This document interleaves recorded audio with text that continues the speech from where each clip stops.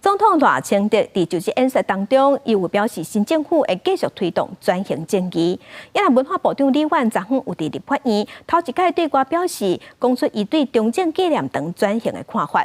李婉是表示，以目前的政治生态来看，政府若是强迫用政府的权力落去做，是无法度的。啊，不过伊认为会当透过文学、音乐也是电影，大家找出共识。真的不紧张吗？本来很紧张，现在不紧张了。啊，什么原因？因为我准备好了。麦紧张准备好啊！文化部长李婉第一摆伫立法院到文会的备询，什么代志拢会使问。伫立委的质询之下，伊第一摆讲家己对中正纪念堂转型的看法。其实中正纪念堂对我来讲哈，我一直觉得民众的休闲跟扩大他的休息更重要。我觉得你对于威权的看法。什么样代表威权？那个铜像的存在是不是威权？仪队是不是代表威权？我觉得见仁见智。我很不喜欢那种形式的东西。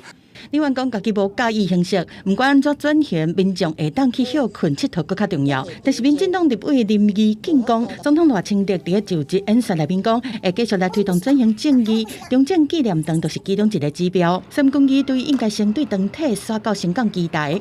他们已经都在表达说。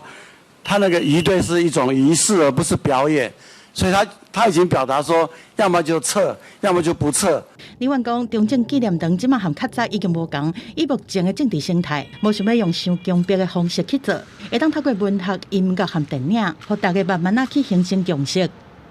以目前这个政治生态，我不想用很强迫的方式，用我觉得对的方式往下做。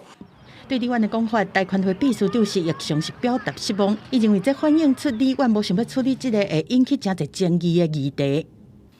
现在在讨论的是堂体跟铜像，还有这个地方这个威权的象征，依照转型正义的那些价值去做转型。他处理这件事情不表示一定会剥夺其他市民休闲娱乐的空间。民进党伫2016年执政了后，历任的文化部长拢针对中正纪念堂的转型提出无共策略去面对。台团会认为讲，李婉既然接文化部长，都要准备好面对社会的质疑。记者综合报道。